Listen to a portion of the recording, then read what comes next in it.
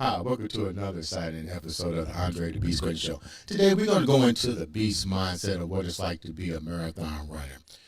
Not just a runner, but the goals to the goals that it takes to actually be a marathon runner. And more importantly, this young lady right here, she has some goals that most people might say there's no way this is going to happen. But after talking with her, that beast mindset is definitely there. She's already started this journey. And without further ado, I'd like to welcome to the show, I'm going to pronounce her name right, Megan Gremillion. Did I get it right? You did. Thank you so much. I'm excited to be with you today. Look, your resume is like that of an NFL draft or NBA draft. Marathons out the wazoo. But before we get into that, tell the viewers a little bit about who you are before we take them down this journey of state to state, country to country, and what you're trying to accomplish. Fantastic. So, about 20 years ago, when my dad turned 40, he decided to run a marathon. We were not the most active sport playing family whatsoever. In fact, all throughout school, I wouldn't even walk the mile in gym class. I would sit in the bleachers and take the zero, literally lowering my GPA every semester because I was not going to go out there and walk a mile, much less run it. You know what, Megan? But That doesn't sound good for me because you know I'm a former school teacher. You know what my classes were physical education and history. But you would rather take a zero. left me gym class, absolutely not. She hated me.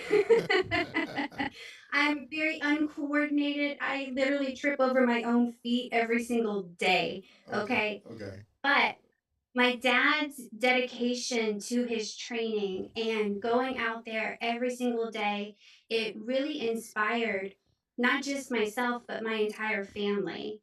And even after he ran the Austin Marathon, I still didn't think that I could do that. But my mom and my sister both decided, well, I'm going to run a marathon too. Mm-hmm. I can't be left out. I Right. want to run a marathon. Right. And so over time, we all eventually started running, started accomplishing all of these goals that we were setting. Even my sister's children, they all run to this day. Like, it all started with just this one person and it inspired all of us. And that's really what we've continued to try to do in getting our story out and accomplishing our goals. Let's go back a minute. You lost your father at the tender age of 40. My condolences for He, that. I'm sorry, I said you he didn't lost. pass. He didn't pass. No, he passed just a couple of years ago Okay. What was he? He was 40 years old, right? when he ran the marathon. He passed away at 59 years At old. So 59. he continued to inspire. Right. He started having some injuries and things like that that kept him from running, but he was always our biggest fan. After every single race, he was the first person to call me, want to know every single detail about the races that I was running and things that I was doing. And so when So he did get sick and passed away, it was very difficult for all of us, just not just as my father, who I was very close to, but my biggest supporter. let's go back a minute. Your dad started at 40 years old. You would rather take a zero in class. Was your dad a former athlete? What was your dad like before 40 years old? He wasn't running before he was 40, but was he, sports inclined? What even got him into the running? Um, what gave him the running bug to begin with? Well, he was in school. He was like star athlete, football player. I mean, I even think he was like all state quarterback when he was in school. But him and my mom got married early in life, kids in their early 20s. And so his personal life and his own personal goals kind of took a step back as he was encouraging us and doing for us all the time. Once we got older in age, then he could rededicate himself to his own goals and what he wanted to accomplish. And he set that goal of a marathon. Just out of the blue, had he ever run a marathon that you know of? No, no, just So, got this idea one day and he dedicated himself to it. what We're kind was of like that. what was it about your father that what was one thing that he did that made you say to yourself, now I know you saw your other family members getting involved, but you're the person that would take a zero. Eh, what was it that really motivated you to get up? I don't see somebody that would take a zero and decide all of a sudden they want to go out and tackle running. I'm a former runner. I know the dedication that it takes to run. I've been running state champion, Olympic candidate in 1984. I mean, my list of running achievements go way back. And I know the dedication that it takes to get up in the morning and run before the stars come, before the sun comes up and so forth. What was the one thing that made you get up and said, I'm going to do it, but outside of your family? And it really was outside my family. My family's all in Texas and Louisiana, and I'm up in New Jersey. So this really was a solo sport in every way. I didn't have running partners or anything like that. But what made me really dedicate myself to it and decide to do it was seeing that sense of pride that Mm, he felt after his accomplishment. And at that time in my life, I was going through difficult marriage, difficult divorce that came later, but I needed that sense of accomplishment that I committed to this and I'm going to see it through. Even if other things in my life are kind of falling apart, this is something that I can control and mm. accomplish on my own. When you was going through the difficult moments of your life, um, the divorce, the marriage, were you and your father close enough that you shared this with him, and maybe did he suggest maybe you should try running or anything, or any family member for that matter? I actually did not discuss any of what was going on in my personal life and with my marriage with anyone just out of respect Mm, for my partner at that time and our personal situation. right. Um, I actually didn't share it with them until I decided that it was time for the divorce and to walk away. So it really was all something that I was going through alone. Mm, And my outlet and my way of processing, which you have a lot of time in your own head when you're out there running to mm, think about things and make those decisions, and running actually healed me in a lot of ways mm. through that and then also after my father passed away. And this journey now that I'm doing a half marathon in every state and with the time frame of 50 consecutive months, I'm doing it with my mother. And I mean, that has brought us unnaturally How did you get your mom to volunteer to go on a journey of all these marathons within a certain amount of time? Like, you tell everybody that secret. How did you do that? well, I had made this decision to do this on my own after my husband and I had separated. The divorce was finalized. So this was towards the end of 2019. I Mm, wanted to dedicate a whole year of training to make sure that I would be healthy, then I could do this every single month for over 4 years, mm, and not have to miss any because of injuries or things like that. I wanted to be in my absolute best shape. mm, So I was going to dedicate all of 2020 and start in 2021. mm. That didn't happen because of COVID. Right. Not enough was happening. There was so much still uncertainty, but I still had never told a single person about this goal Mm, because I wasn't ready for that type of accountability. 2021, I was like, that's fine. I'll just continue training and start in 2022. Hmm. I'm a few months into training, and that's when my father was diagnosed with pancreatic cancer. Wow. That derailed training. Like, that was the least important thing. It was being there for my family, working as much as I could in order to take that time to go spend time with my family. And then he, after his diagnosis, unfortunately passed away just a few months later. And my mom was going through a difficult time, obviously. And I felt like she needed something to look forward to. And so I told her of my plans, and I told her I was going to start 2022. No, yeah. And told her, come with me. You don't have to run if you don't want to. You don't have to come on all of them. I'll give you my plans, my schedule. If there's any places you just want to come and, sightsee, do whatever, just come with me. She's like, Hmm. okay, yeah, I might run some. I might come on a few. Like, that'd be great, Mom. That'd be good for you. Hmm. We hung up the phone. 10 minutes later, she called. I'm doing all of them. I'm running all of them with you. I'm going on every single one. So it really didn't take much convincing. So really, it became a And therapy treatment for you and your mom. And then I exactly, guess and that's what I was did about to say.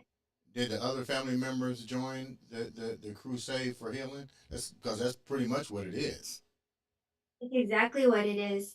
Whenever I made that decision to do it, it was when I was starting over on my own and, naturally just kind of afraid of what the future could hold with so much uncertainty. And then with COVID, and I was furloughed from my job, and just trying to figure a way of taking that what could have been a very negative situation and finding the positive of it. I traveled a lot for work, but I was keeping the dog. I wasn't going to be able to do the same type of trips that I was doing. So it really was going to put limitations. And of course, like that type of change to my lifestyle, I wasn't ready for. And so that's why I set this goal. But in no way is a divorce and a death of a spouse the same thing. Right. But starting over on our own when we had our life planned out and it didn't work, figuring out how to adapt and move forward on our own, finding that confidence and that independence, that's what we really both needed.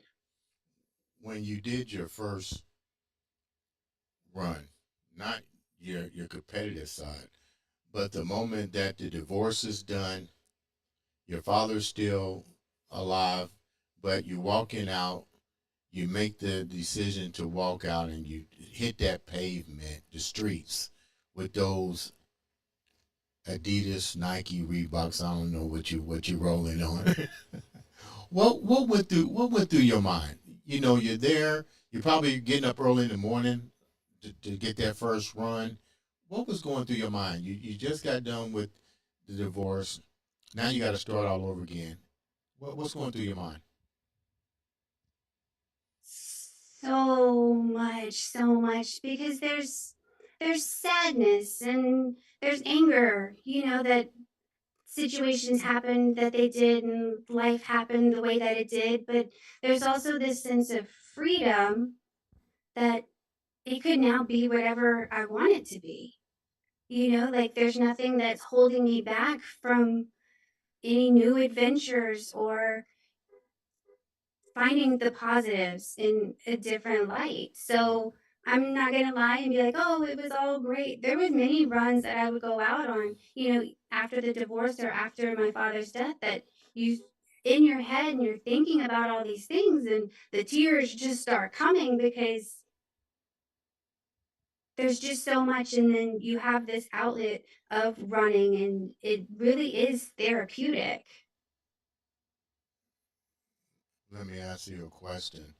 What do you think was the most difficult part of getting back on that trail of running? Now you lost your father. The tears are coming.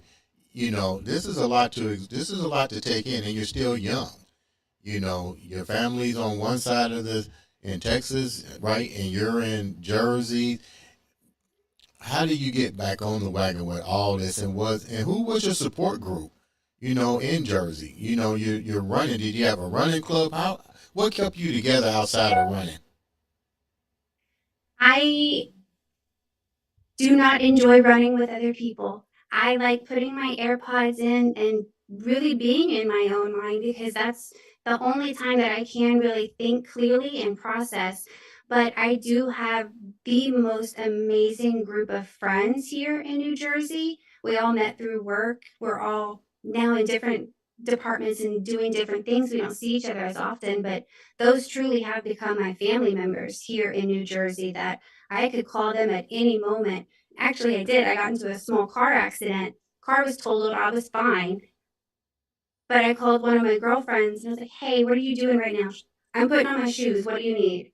Like, there's no hesitation. Those people, the absolutely anything I need, absolutely anything they need, we're there for each other. What's been the most difficult part of your running? Because I know as a former athlete or runner, when you're dealing with marathons, you got to have that competitive edge. I don't give a care. If you're running, you're trying to win. A lot of people say, "Well, I'm just going to go run." Some people can do that. I don't see that being you. When you did your first show, your first mini marathon or your first full marathon, what was that like for you? Did you go in with a competitive edge? Did you train to win, or you just train to see if you can actually endure the duration of the run itself? So it's kind of a mix of both.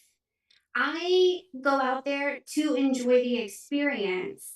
If and I have done this, New York City Marathon, a DJ was playing the Macarena. I stopped and I did the Macarena with this group of people. If there are children on the side of the road holding their hand out for a high five, I will go out of my way to run over there and give those children a high five, hoping that it will one day inspire them to be active in some type of way. But I also do with each race go in with the mindset that I want to do better than I did last time. Okay. And it's really crazy because I've been running for almost 20 years now. And at 40 years old, I just broke my personal record last month Really? for the half marathon.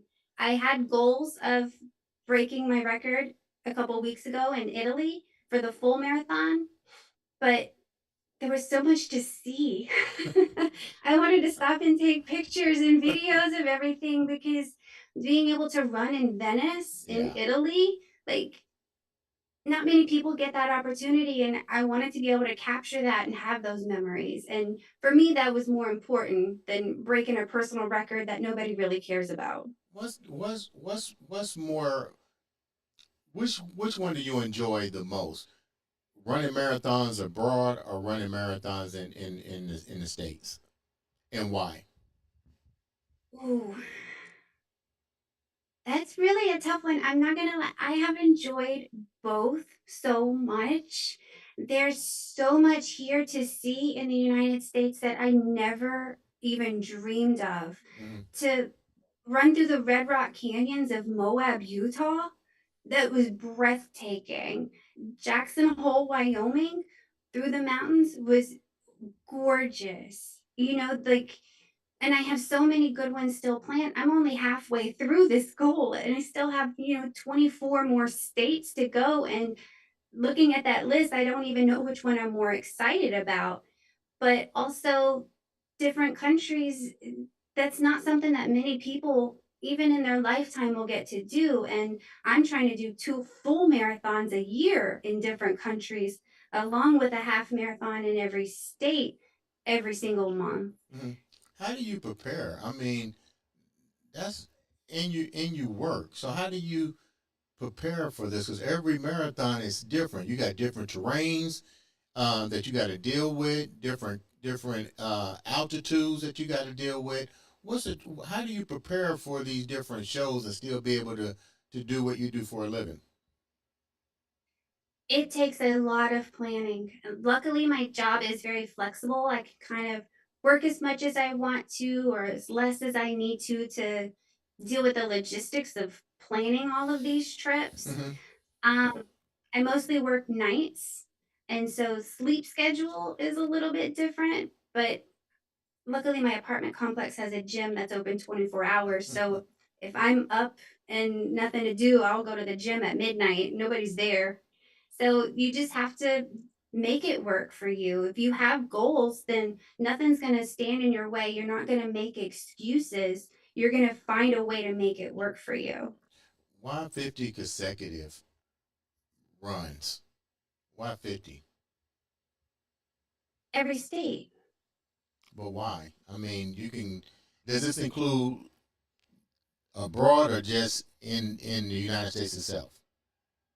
The United States itself, one half marathon a month in a different state, and that will take 50 months to get all 50 states. How did you even come up with this idea? Well, I wanted to see all 50 states, and what better way to do it than to run through them? And in 50 months, because this could take forever if I let it. There's always going to be an excuse like, oh, I'm really busy this month, so I'm not going to do it. And so I'll put it off. And oh, well, there's this going on or this going on. This, you could take 20 years to do that. I don't want to do that. I want to get this accomplished so I can move on to another goal. Like all the US territories, include those in there, as many countries as possible. And then, some ultra marathons. Well, yeah, you're. I can't believe that you would take a zero, then all of a sudden you got this energized bunny attitude that you're gonna like go all over the place and run.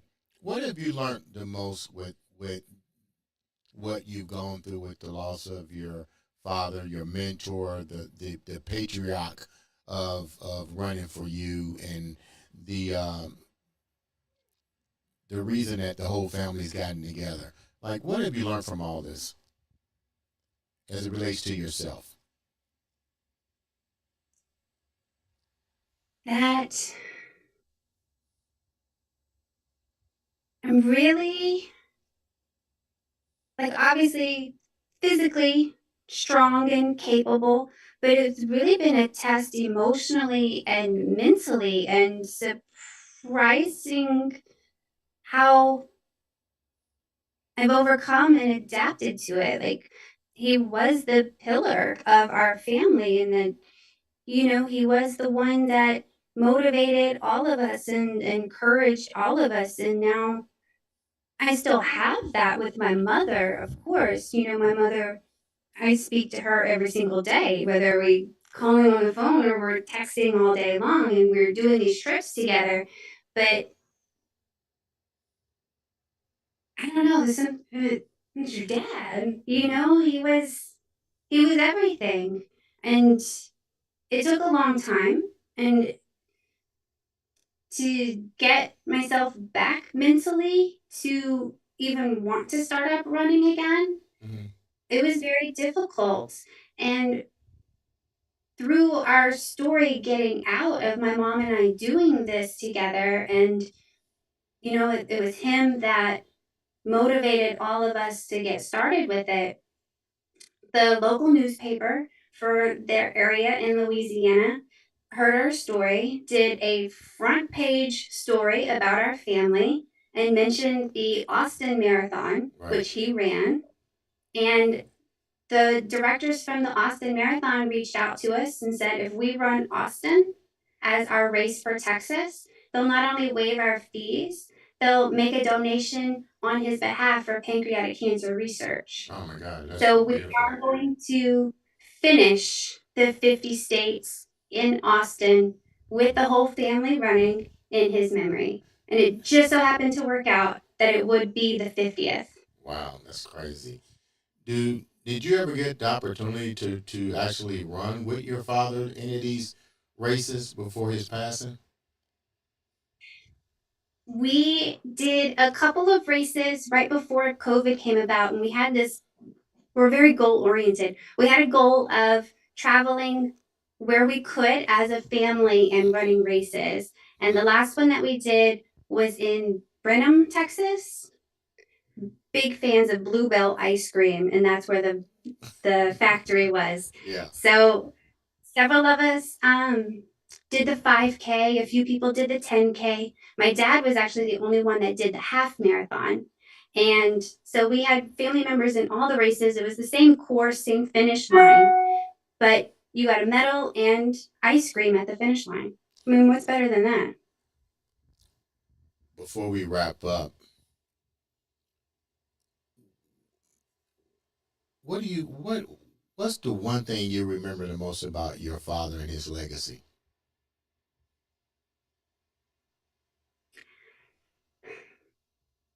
How he cared so much for others. He was always helping everyone in that little small town that they lived in where I grew up. He had a very big heart. He always did whatever he could for whoever he could, always taking in different people that were in need or giving them a job or just really being an excellent example of a strong, godly man.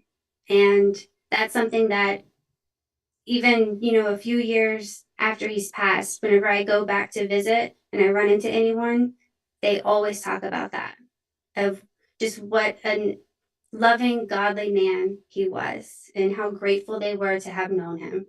What was your father's name? We didn't mention his name not one time. Gary Gremillion. Before, let me ask this question before we wrap up. Mm-hmm. Once again, I can't believe that you got off of the chair in school. I'm gonna bug you with that as long as I can. But what keeps that beast mindset outside of your father? How do you keep going? Because I know you're still human, and I know these things enter in and out of us every single day. The emotional stabilities that happens as humans. But how do you keep that beast mindset, especially when you're getting ready to? I'm not even gonna call it the impossible because I know you're gonna do this 50 races. But how do you keep that beast mindset so strong? And are you the anchor really of your family now? Um, I definitely wouldn't say that I was the anchor of the family. All of my family is doing their own thing and has their own accomplishments. Absolutely. Um, but I think just what keeps me motivated and keeps me going is I set that goal and there's nothing that's going to stop me from that. And I'm going to continue to grow. I want that. It does give me a great sense of pride. Because I'm not as capable as you, as going to Olympic trials and having those types of accomplishments, just that dedication to me is an accomplishment. The logistics behind it of making sure I'm off of work. I'm booking hotels and car rentals and I'm finding a dog sitter. Like there's so much that just goes into it before I even get to that starting line. And it does take a lot of time, but I really enjoy it and I'm seeing the most beautiful places and that's all very exciting to me. Mm. And so that's what's going to keep me going. I'm planning the Great Wall of China marathon in Beijing, Mm-hmm. which in addition to the 26.2 miles, Right. you're running the Great Wall of China and there's 5,164 stairs included in that marathon. Okay, hold that because I was hoping that would come out on the next question, but since we know that's one of them, you got 50 on the to go list. Give me your top five that you want to Up really do. that Other, I want to run. mm-hmm, that Okay, means the so most to you. Great Wall of China, Mm-hmm, obviously. That's going to be in May. October, I'm planning for Cape Town, South Africa marathon. mm-hmm, I've gotten 4 of the 6 world majors, so I still need Boston and London. mm-hmm. And then they just opened up Sydney as number 7, so I have to get into Sydney. Ideally, for the first one, the drawing opens up soon. Mm-hmm. You still haven't said what I thought you would say, but I'm gonna keep going. Hopefully you'll bite pretty soon. Give me you go number Oh, in 7, 8, 9, 10. Indianapolis. Okay. Indianapolis, of course, is on the list. Okay, great, great, great. How I can got that one scheduled already too for hey? May. Okay, that's when it happens. Yeah, that's when it happens. So, how can the viewers reach out and support your cause for your dad? Is there some way that if the viewers hear this and they're advocate runners and they want to support you and your cause with your dad, how can they do that? We really don't have anything specific. We ourselves have worked with Project Purple in the past. We've raised money for a charity for them in order to run the New York City Marathon, like my mom and I have.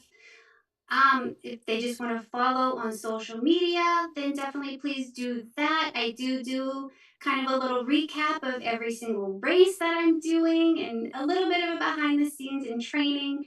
It's just a lot of fun. So you can follow along, or definitely Project Purple does a lot for pancreatic cancer research. Hmm. The symptoms of pancreatic cancer research really don't come about until it's in stages. And so if we can find a way to discover it sooner so that there's a higher survival rate, Right. that would be amazing. Now, what's your name on social media? You said they can reach out to you on social media because you do updates. Where can they listen to that or watch it? So I'm mostly on TikTok. It's my first name underscore followed by my last name. You know what? Thank you so much for taking the time out to come and share such a great story. Hopefully, you'll let me know when you come in Indianapolis and we can have you sitting right here. And after you do the race, though, not before, after you do the race, that way we can get a full cap on exactly what you did, okay? Fantastic. I've been looking forward to it. Thank you so much for having me. Ladies and gentlemen, this has been another exciting episode of the Andre The Beast Crayton Show.